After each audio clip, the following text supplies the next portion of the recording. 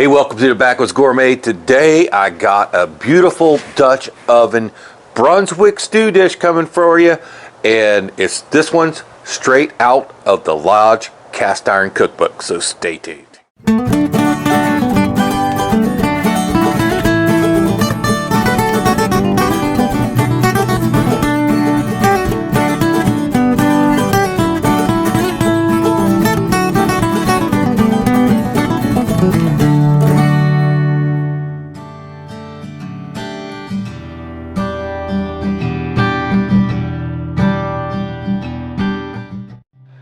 So we just gave that thing a quick, what I call a stovetop seasoning.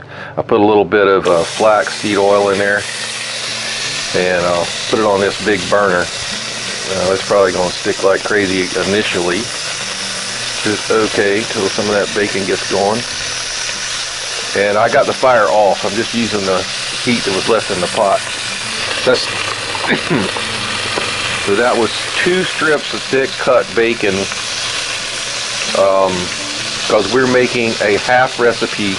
If you have that book, that cookbook, and you're looking at that recipe, what we're making here is exactly half of that. Okay? Just not enough people here to eat the amount that they have in the cookbook. But that amount they have in the cookbook is probably 4 to 5, maybe even 6 people. So it calls for this bacon to be crisp enough to crumble, so you want to completely crisp it up. Those look pretty good right there. Go ahead and take them out. Set those aside. We brought over our chicken, but we need more oil. So here we're going to add about a 1/4 cup of olive oil. That's about right. Into that hot pot along with them drippings. And the recipe in the book calls for a whole cut chicken. That's, like I said, going to be a little too much for us. I'm going with 4 chicken thighs, and I'm going to start them out skin side down right into that oil.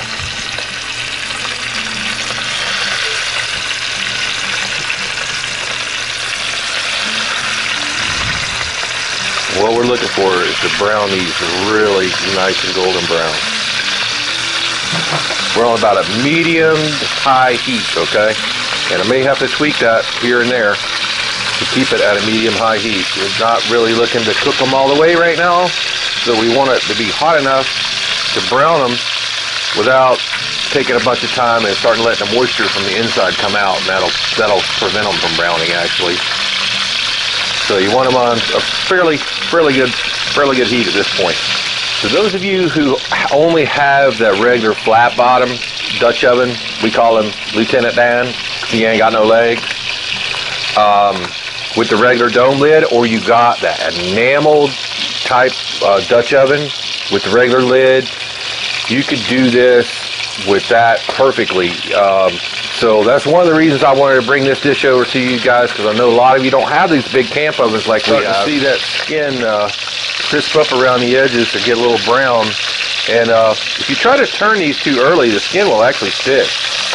So give it a minute, and you'll get this point where it starts to crisp, and it'll actually release from the iron. Sometimes you can give them a little wiggle ahead of time. See, that one already, it's kind of hotter back there. My burner is getting a little hot spot on. Really need to do a little rebuild on it, but or refurbishment. But there's a point in time when that skin crisps that it will just come right up, just like that one just did. The first time I wiggled it, it was still a little bit stuck, but then it came right up, okay? And what we're doing here is rendering that fat and crisping that skin, and it's going to give this broth a freaking awesome color. It's got a little too hot on him. But those are about perfect, and believe me, this is all going to go into a braise, so you're really never going to see, if you get a little bit too dark, you're really never going to see that. So I'm going to go ahead and cut my fire down just a tiny bit. They kind of look like that on all the sides. I'll go ahead and take them out, put them back on the platter that we took them off of. Sweet white and green, and then celery. Again, I'm going to leave you the recipe I'm going to turn that fire down just a little bit because it seems a little too hot to me.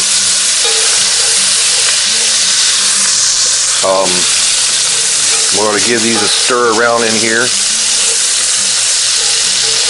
And it says about 6 to 8 minutes. So we got that fire cut down a little bit. And we'll go ahead and saute these off. And we'll be ready for next step.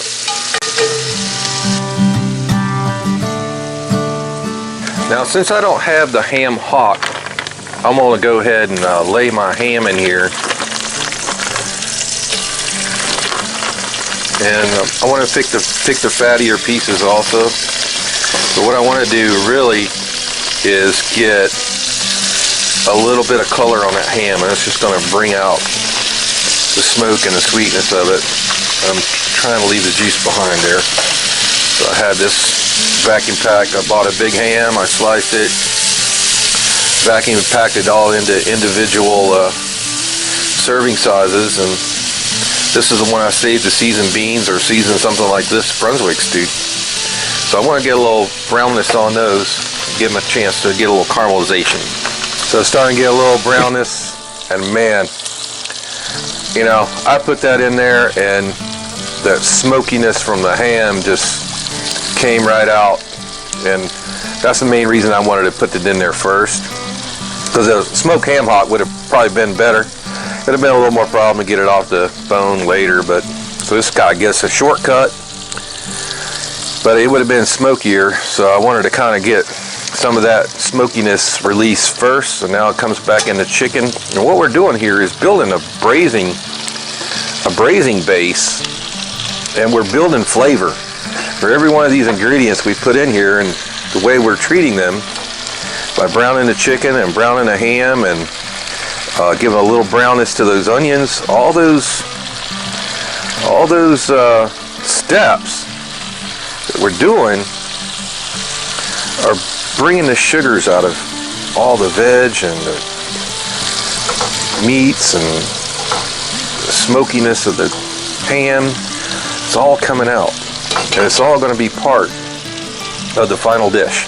So all right, now time to go ahead and with our seasoning, and that's going to be it calls for a teaspoon in the full recipe, so that was about a half. Calls for 1 red chili pepper, that is a red hatch chili, dried, and salt, pepper to taste. I love black pepper, but I gotta watch it for Mrs. Backwoods. Okay, it's a couple pinches of that, and I have about a tablespoon of salt. I'm gonna go with about 3/4 of it for now. A tablespoon of Worcestershire. The whole recipe is 1 tablespoon. I like Worcestershire, so I'll go ahead and put the tablespoon in, even though it's a half recipe. Then enough water to cover it completely.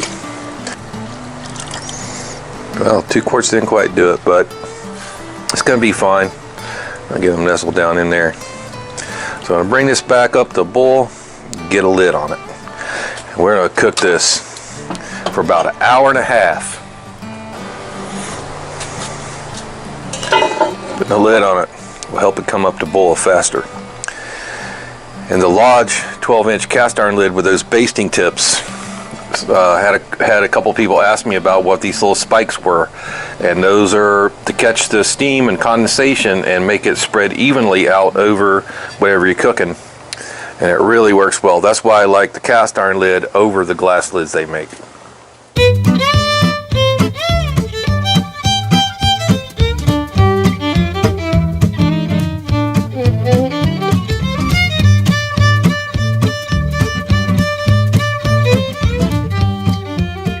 Another little tip from the Backwoods Gourmet. If you get out camping and you forgot your pot holder, crumple you up some aluminum foil, put it around that handle at the top, and you can pretty much operate that thing with no problem, because there's very little conduction. You need to crumple it though. Make sure it's crumpled, okay?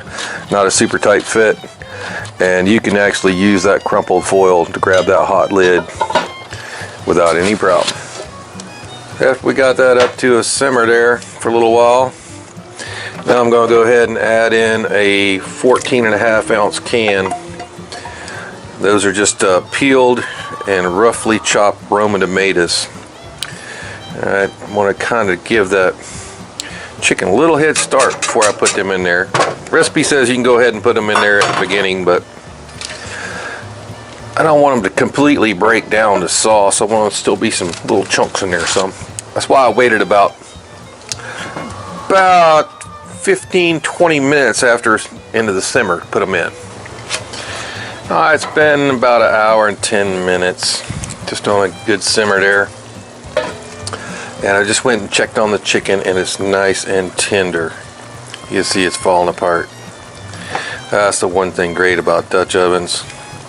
That tight fitting lid, it really does a great job at braising.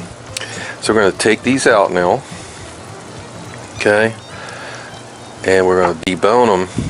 So we want to make sure we get the bones. And it's a lot easier with chicken thighs because they're only one bone. Actually, I had a leftover smoked rib. Went ahead and threw him in there too, just because I only had one. All right, so I'm pulling them out and put them over here on the pan again.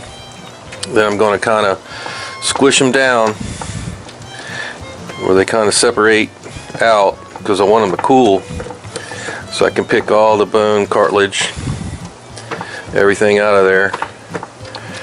And then we're going to return all that meat to the pot. So in the meantime, let's go ahead and put the lid back on while that's cooling down. Let that broth keep getting richer and richer. So I just deboned out just using my tongs. It's so nice and tender. Then we're going to go ahead and return all the meat and that skin too. And remember that ham's in there too. That'll probably break down. That was some small pieces. It's going to break down on its own. We don't need to really do anything to it. And we want this in fairly, you don't want to shred it. I don't want it shredded. I want it in fair sized chunks. Stir it right back down in there. Right now, let's get the lid on it. Now we're going to put in our final ingredients. All right, now that we got our chicken back in there, let's go ahead and put in the final ingredients. And it wouldn't be Brunswick stew without some good fresh sweet corn. I just cut that off the cob. Some lima beans. I don't really grow these. They're not very popular around my house. So there's some frozen lima beans. Put about maybe 3/4 cup. And then some okra. I wish I had a little bit more. So it's reduced down really nicely. That only took about 45 minutes. And after about 10 minutes, after we put the veggies in there, we took the cover off. And that really is beautiful now. So time to take it off the fire and serve it up.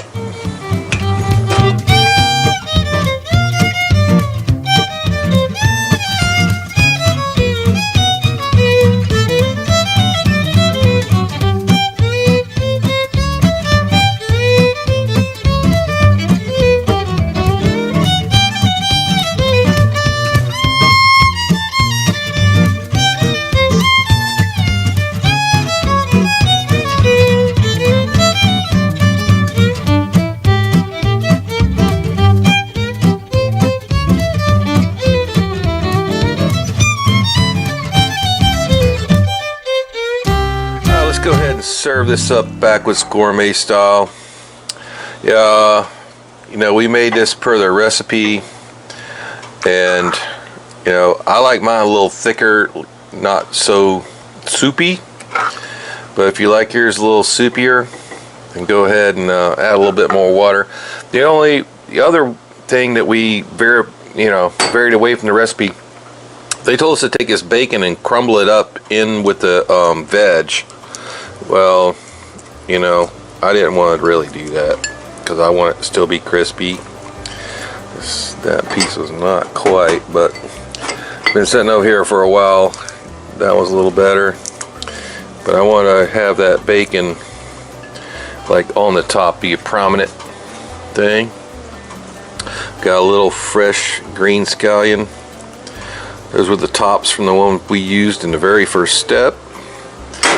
Alright, and then around the sides we got some camp toast.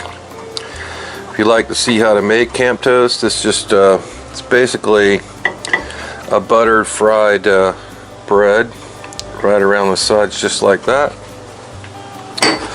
If you'd like, you can give a little final seasoning to it. I get a little black pepper there, and I have to watch the salt from Mrs. Backwoods, but a little final coarse salt over the top.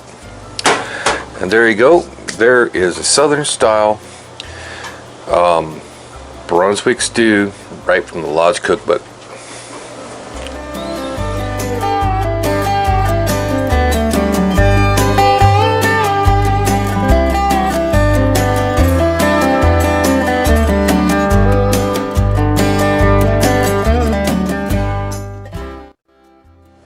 You're always wanting us to taste our food here on the camera. I really don't know why, but let's go ahead and give it a try. You want a bite of that, I know you do.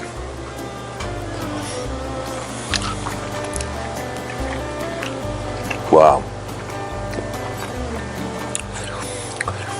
So down here in the South, Brunswick stew is a classic. Hey, thanks for watching the Backwoods Gourmet. To subscribe to our channel, you can do it right there. For another great Backwoods Gourmet video, it's going to be right there. And for a whole playlist cooking on a cast iron and Dutch oven, it's going to be right up there.